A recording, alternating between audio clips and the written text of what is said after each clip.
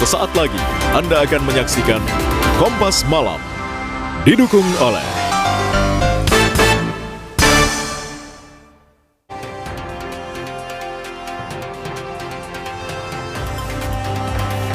terjerat kasus narkoba, ex-Kapolres Bima Kota AKBP Didik Putra Kuncoro terancam hukuman maksimal penjara seumur hidup.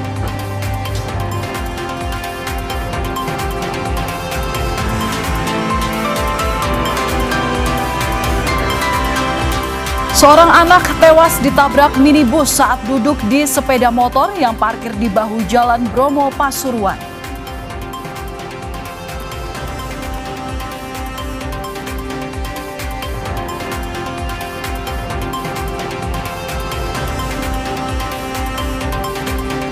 Polisi menangkap 2 tersangka kasus pembunuhan terhadap seorang pelajar SMP di Kampung Gajah, Bandung Barat.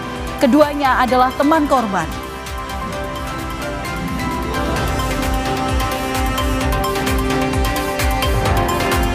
Libur panjang Imlek, sejumlah ruas jalan di kota Bandung, Jawa Barat macet. Kendaraan didominasi oleh wisatawan.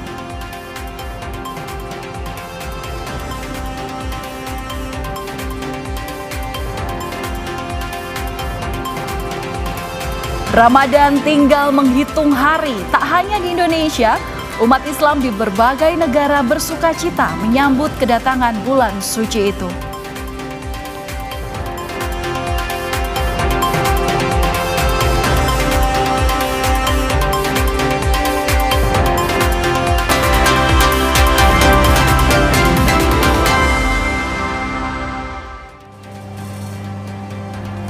Halo saudara, selamat malam. Selamat datang di Kompas Malam edisi hari ini, Minggu 15 Februari 2026. Saya Valentina Sitorus bersama Anda. Kita langsung saja ke informasi yang pertama. Saudara, seorang anak tewas ditabrak minibus saat duduk di sepeda motor yang terparkir di bahu Jalan Raya Bromo, Pasuruan, Jawa Timur. Supir minibus diduga mengantuk. Dari rekaman CCTV, korban duduk seorang diri menunggu orang tuanya yang sedang belanja di sebuah toko. Tiba-tiba sebuah minibus melaju kencang dan langsung menabrak korban. Akibatnya korban mengalami luka serius dan meninggal dunia. Polisi masih menyelidiki penyebab kecelakaan, diduga supir minibus mengantuk hingga hilang kendali.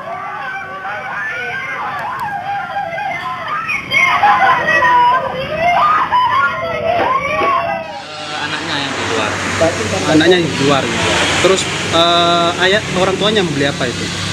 Beli di sini gitu. Beli di sini terus ditinggal. Iya, anaknya di luar.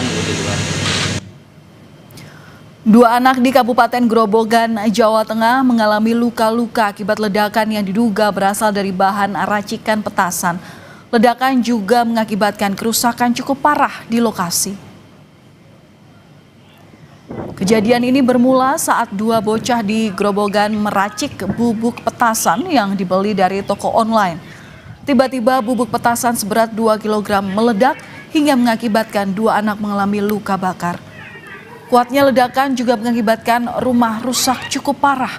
Bahkan bekas ledakan berlubang selama 30 atau sedalam 30 cm. Kaca dan badan mobil juga pecah terkena ledakan. Saat kejadian, pemilik rumah sedang berada di sawah. Hanya anaknya yang berada di rumah bersama dengan temannya. Polisi masih mendalami kasus ini.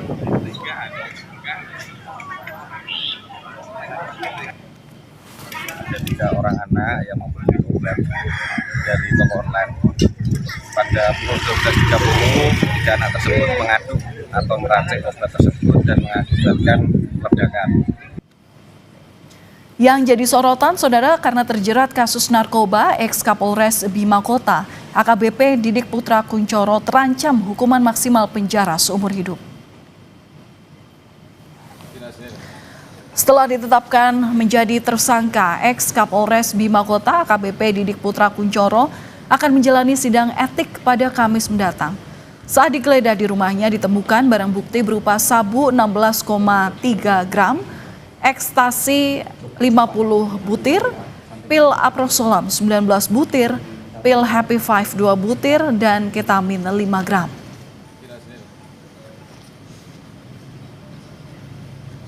Barang bukti berupa narkotika jenis sabu sebanyak 7 plastik, klip dengan berat total 16,3 gram. Narkotika jenis ekstasi sebanyak 50 butir, pil aprosolam sebanyak 19 butir, pil Happy Vibes sebanyak 2 butir, dan terakhir ketamin sebanyak 5 gram. Khusus terhadap AKBP DPK telah ditetapkan sebagai tersangka. Adapun ancaman pidana penjara seumur hidup atau pidana penjara paling lama 20 tahun dan atau pidana denda paling banyak kategori 6 senilai maksimal 2 miliar rupiah. Untuk AKBP DPK saat ini akan menjalankan proses kode etik, dijadwalkan di hari Kamis akan melaksanakan sidang kode etik. Sebelumnya Kapolres Bima Kota AKBP Didik Putra Kuncoro ditahan di Divisi Propam Polri. Ia ditahan akibat terjerat kasus dugaan setoran dari bandar narkoba. Keterlibatan Didik terungkap berkat pengakuan anak buahnya AKP M saat diperiksa dalam kasus narkoba yang menjeratnya. Ketika diperiksa, Didik mengaku mengonsumsi dan memiliki sabu. Polda Nusa Tenggara Barat resmi menonaktifkan AKBP Didik Putra Kuncoro dari jabatan Kapolres Bima Kota.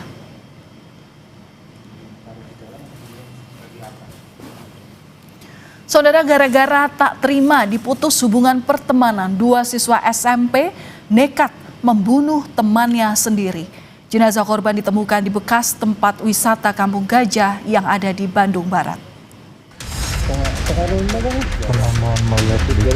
Konten kreator ini tak menyangka niatnya untuk membuat konten horor di bekas tempat wisata Kampung Gajah malah berujung dengan temuan sesosok jenazah laki-laki.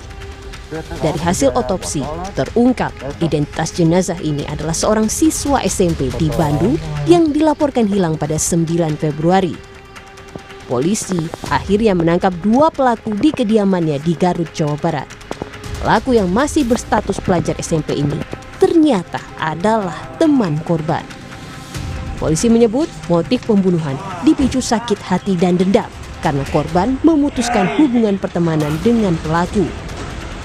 Pelaku benar-benar sangat kesal dan dendam pada saat korban memang memberikan pernyataan sikap lah kalau sudah tidak berteman lagi dengan si pelaku, sehingga itu yang membuat kesal. Akhirnya dia berangkat menuju ke Garut dengan memang niat untuk menghabisi korban seperti itu. Pada 9 Februari, korban dan 2 pelaku bertemu. Saat itu, ketiganya cekcok hingga berujung korban tewas. Keluarga yang curiga karena korban tak kunjung pulang bertanya pada 2 pelaku, namun pelaku tak mengakui melihat korban. Untuk menghilangkan kecurigaan, pelaku memakai ponsel korban dan mengirim pesan jika korban diculik. Namun, akal bulus para pelaku akhirnya terungkap saat jenazah korban ditemukan di Kampung Gajah, Bandung Barat. Ahmad Fadilah, Kompas TV Cimahi, Jawa Barat.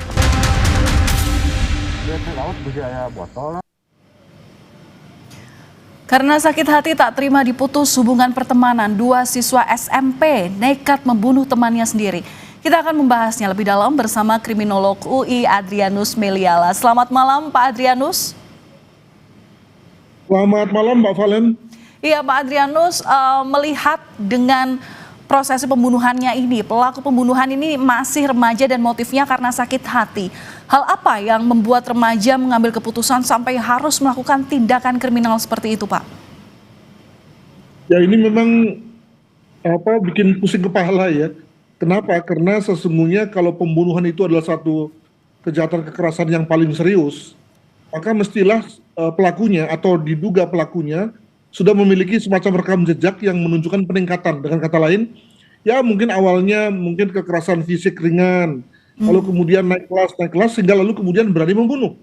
Tapi kelihatannya pada pelaku ini adalah orang-orang yang tidak pernah punya catatan kekerasan. Yang kedua juga bisa membunuh karena sebab-sebab yang amat sepele, begitu ya. Nah, jadi kita lalu dalam hal ini nggak bisa lagi menduga-duga bahwa ternyata pelaku pembunuhan itu adalah orang yang pernah punya riwayat kejahatan sebelumnya, atau orang yang kejam atau yang lain. Ternyata siapapun, bahkan anak-anak di bawah umur pun mampu melakukan pembunuhan seperti ini, bahkan berencana, sebagaimana dilakukan oleh 2 tersangka ini. Demikian.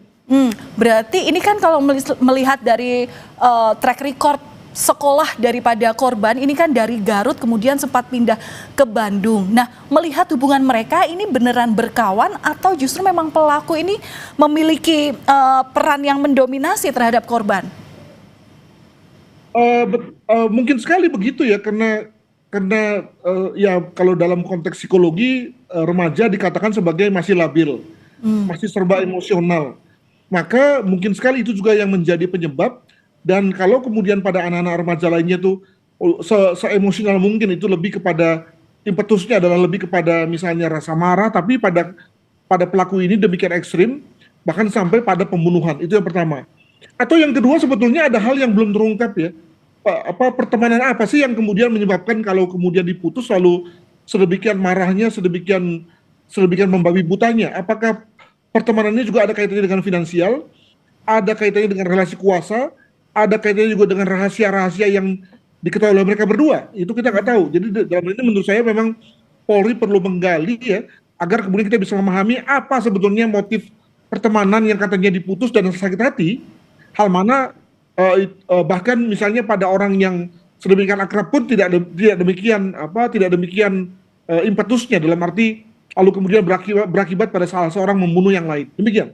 Ya, kalau dari keterangan polisi ini bilang bahwa pelaku jauh-jauh dari Garut ke Bandung dan beralibi kalau korban ini diculik dan sempat kabur ke Tasikmalaya.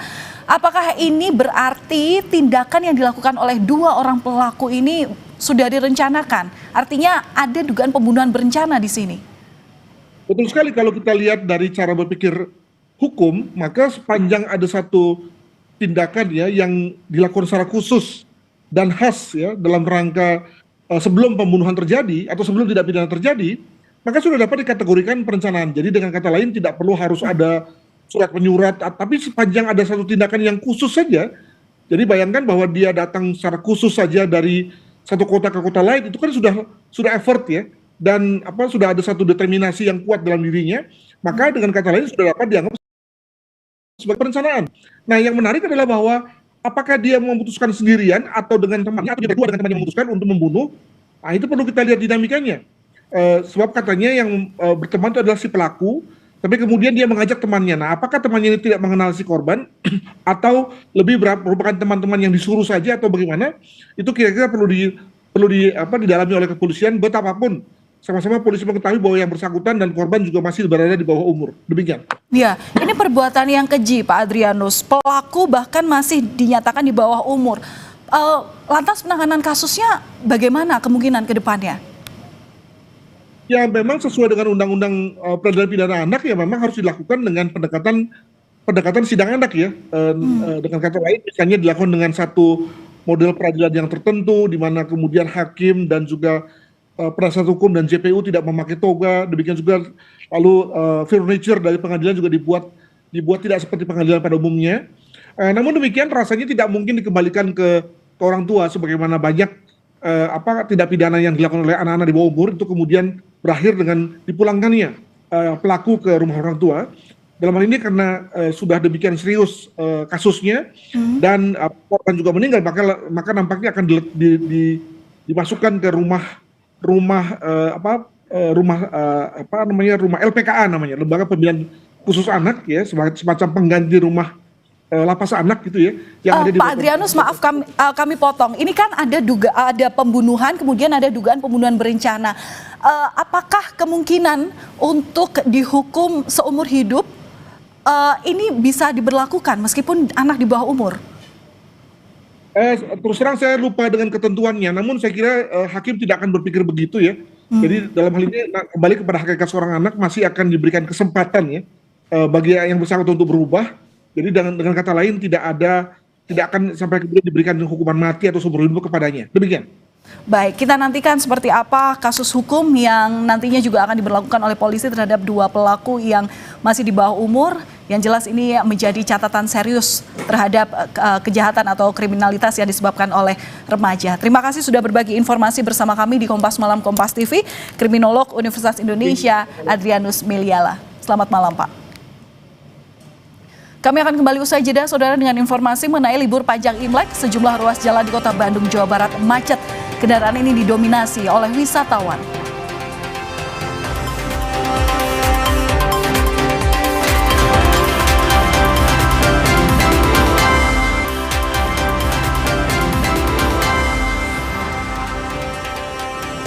Saudara, libur panjang Imlek membuat arus lalu lintas di sejumlah kawasan wisata di Kota Bandung pada Minggu malam padat.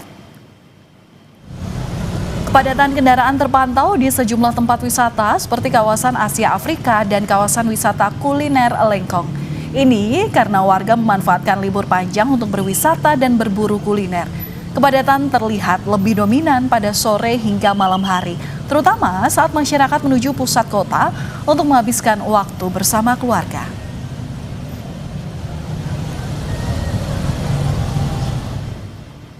Dan untuk mengetahui kondisi terkini suasana libur jelang Imlek telah tergabung bersama kami jurnalis Kompas TV Mita Handayani dan juru kamera Abdul Rahim dari Bandung dan jurnalis Kompas TV Ridwan Mustafa dari Garut, Jawa Barat. Kita ke Bandung terlebih dahulu. Selamat malam Mita. Jadi apa yang dicari wisatawan saat liburan di Bandung di long weekend ini?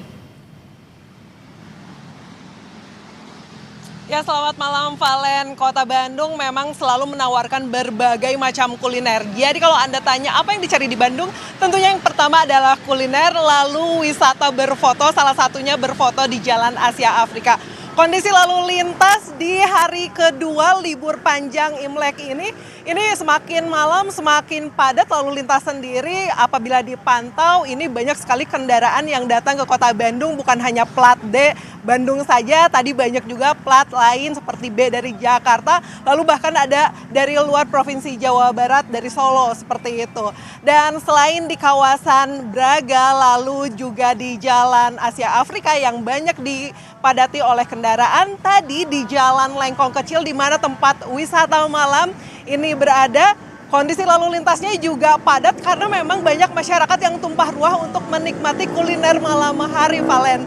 Dan Valen, memang untuk data sendiri dari kereta cepat Jakarta-Bandung WUS, data kemarin ada sebanyak 20% peningkatan jumlah penumpang ini. Dari yang biasanya akhir pekan ini dari Jakarta ke Bandung kurang lebih tiket yang terjual 20.000 sampai 21.000 penumpang. Nah, untuk kemarin ini naik 20% menjadi sekitar 25.000 lebih jumlah penumpang yang datang ke Kota Bandung. Dan ini memang diprediksi bahwa masih banyak para wisatawan yang datang ke Kota Bandung untuk menikmati libur panjang karena memang ini masih tersisa hari Senin cuti bersama besok dan juga sampai dengan hari Selasa pada saat Imlek nanti. Valen. Ya, kalau di tempat wisata kuliner Bandung ini padat sekali, kendaraan berebut ingin wisata kuliner di sana. Bagaimana dengan Garut? Kita coba bergeser, ada jurnalis Kompas TV Ridwan Mustafa di sana. Ridwan, bagaimana situasi lalu lintas di tempat Anda melaporkan saat ini? Apakah ramai di masa libur Imlek ini? Ya, Pak juga saudara, saat ini saya sedang berada di Simpang 4 Tobing atau tepatnya di Simpang 4 Anwar Pesanan.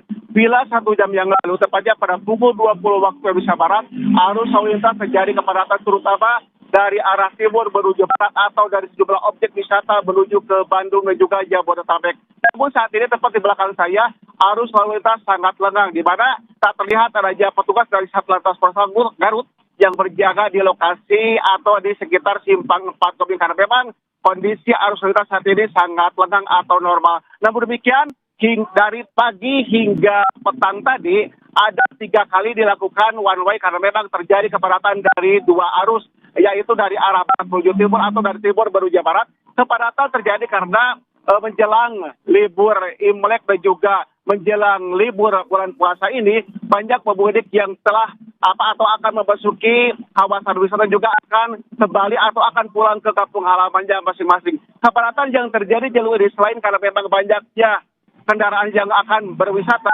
dan juga adanya pengalihan arus dari Tasik ataupun dari Nagreg yang tadinya melewati kawasan Limbangan diarahkan ke jalur arteri Kadungora. Demikian, Valen.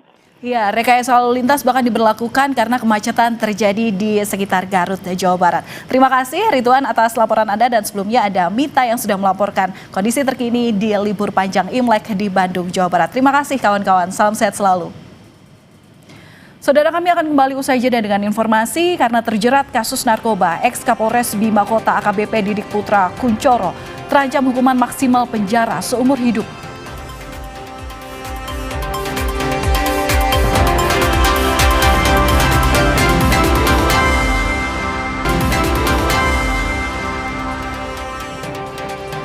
Saudara, terjerat kasus narkoba, ex-Kapolres Bima Kota AKBP Didik Putra Kuncoro terancam hukuman maksimal penjara seumur hidup.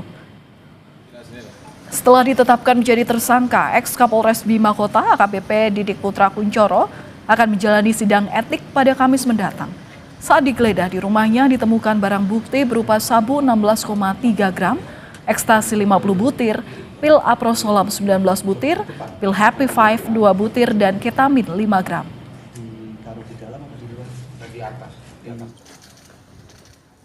Adapun ancaman pidana penjara seumur hidup atau pidana penjara paling lama 20 tahun dan atau pidana denda paling banyak kategori 6 senilai maksimal 2 miliar rupiah.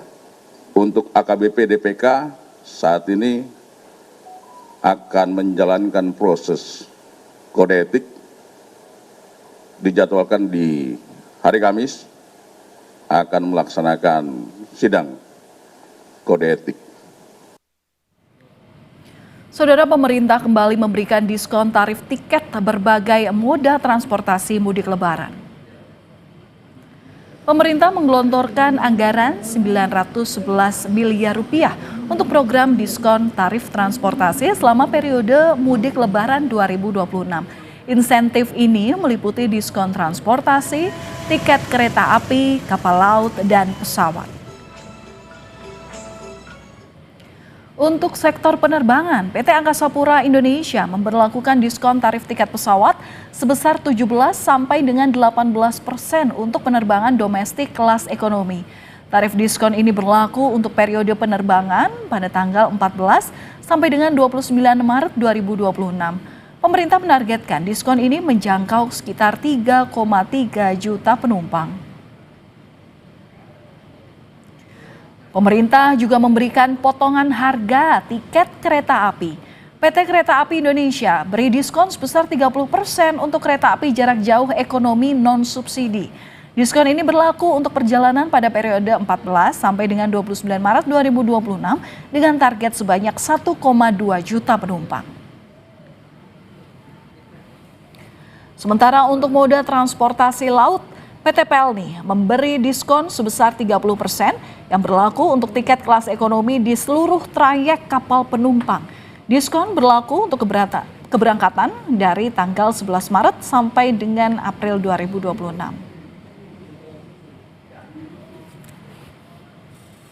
Menteri Koordinator Bidang Perekonomian Airlangga Hartarto menyatakan insentif transportasi untuk mendukung kelancaran mobilitas masyarakat selama libur Lebaran 2026. Dengan pemberian stimulus ini diharapkan dapat meningkatkan pertumbuhan ekonomi di kuartal 1. Pemberian diskon tarif transportasi pada periode libur untuk hari besar keagamaan nasional. Lebaran Idul Fitri terbukti di periode yang lalu termasuk Nataru meningkatkan mobilitas masyarakat dan kegiatan pariwisata sehingga mampu mendorong pertumbuhan ekonomi. Pemerintah memberikan stimulus ekonomi berupa diskon transportasi. Total anggarannya adalah 911,16 miliar berasal dari APBN. Informasi menarik untuk Anda usai jeda, saudara, dalam menyambut Imlek, Jakarta Light Festival digelar di Bundaran HI.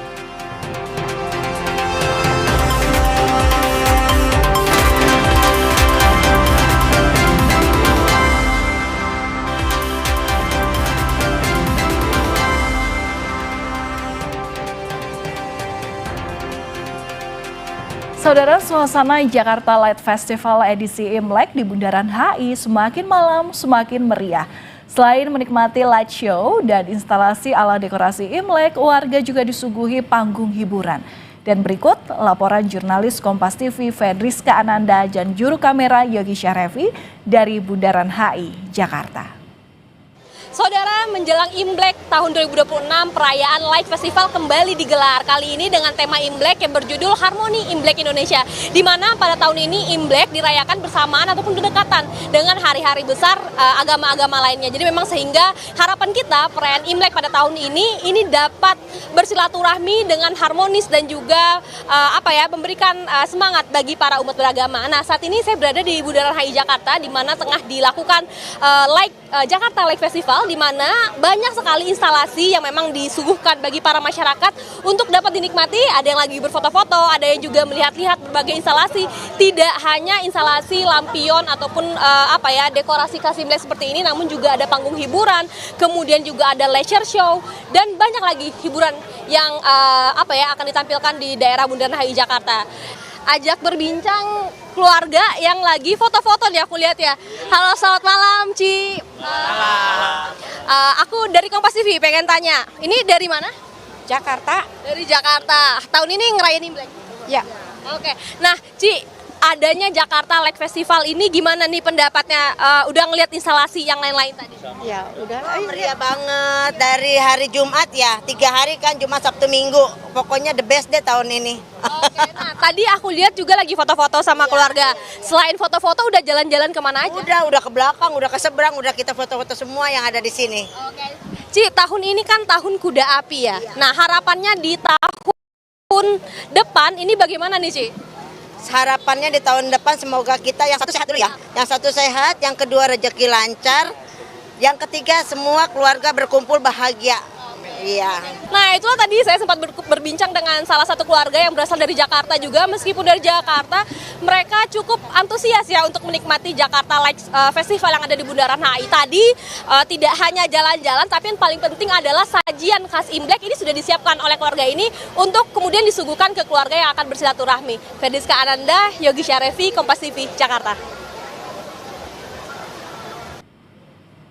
Kita ke Semarang, saudara. Libur Imlek dimanfaatkan wisatawan untuk berburu kuliner di Pasar Semawis, Kompleks Pecinan, Kota Semarang, Jawa Tengah. Dan berikut laporan lengkap jurnalis Kompas TV, Gezi Lutfia, dan juru kamera JB Roy yang mengajak Anda juga untuk melihat keseruannya di sana. Halo saudara Kompas TV, saat ini saya berada di Pasar Semawis, Kompleks Pecinan, Kota Semarang. Jika bisa Anda saksikan saudara, di belakang saya ini banyak sekali wisatawan yang berburu kuliner di malam hari ini. Ini nih, saya tunjukin salah satu kuliner yang dari tadi banyak sekali yang antri, ada bakpao. Warnanya cantik sekali ya, warna-warni, dan ini juga cukup menyita perhatian dari para pengunjung, terbukti dari antrian yang bisa langsung Anda saksikan di sini saudara. Selain itu juga saya mau menunjukkan kuliner-kuliner lainnya. Tadi ada juga makanan seperti lumpia yang merupakan makanan khas dari Kota Semarang. Kemudian juga ada tahu walik, ada kembang tahu yang cocok sekali dinikmati di malam hari ini. Nah, selain itu saudara, tidak kalah lengkap juga di sini ada minuman-minuman seperti smoothies, kemudian juga tadi ada es-es lainnya seperti es krim dan masih banyak makanan yang bisa Anda coba. Kalau ini saudara, ini adalah seafood, ada gurita bakar, ada cumi-cumi bakar, dan ada juga salah satu kuliner yang sudah saya beli. Saya memilih tanghulu. Aduh, ini agak susah ya bukannya. Nah, ini merupakan tanghulu, katanya ini salah satu kuliner khas Tionghoa. Mumpung ini menjelang Imlek atau tahun baru begitu ya, sebentar lagi saya mau mencoba. Nah, ini juga pertama kalinya saya mencoba, saudara, kita rasakan bersama-sama ya.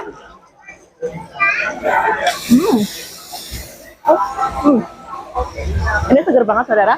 Ada strawberry yang dilapisi dengan karamel dari gula atau gula yang dicairkan. Tidak hanya strawberry, di sini juga ada anggur hijau juga. Perpaduan rasa yang cukup unik dan menurut saya ini cocok untuk dessert ya, karena rasanya itu segar dan juga manis, cocok dinikmati setelah kita makan makanan berat. Ini untuk kulinernya. Kemudian tadi juga saya saat berjalan-jalan ini melihat banyak sekali antusias dari para wisatawan. Di sisi lain, karena banyak sekali wisatawan, jalanan di Kota Semarang juga cukup macet. Tadi sempat saya ini melewati jalanan kota begitu ya, ada Simpang 5. Ini ternyata juga kondisi lalu lintasnya cukup padat, namun masih terbilang ramai lancar. Begitu wisata kuliner saya malam hari ini, saudara Kompas TV dari Semarang, Gesrut Tiah, JBR Roy melaporkan. Ramadan tinggal menghitung hari, tak hanya di Indonesia, umat Islam di berbagai negara bersuka cita menyambut kedatangan bulan suci tersebut.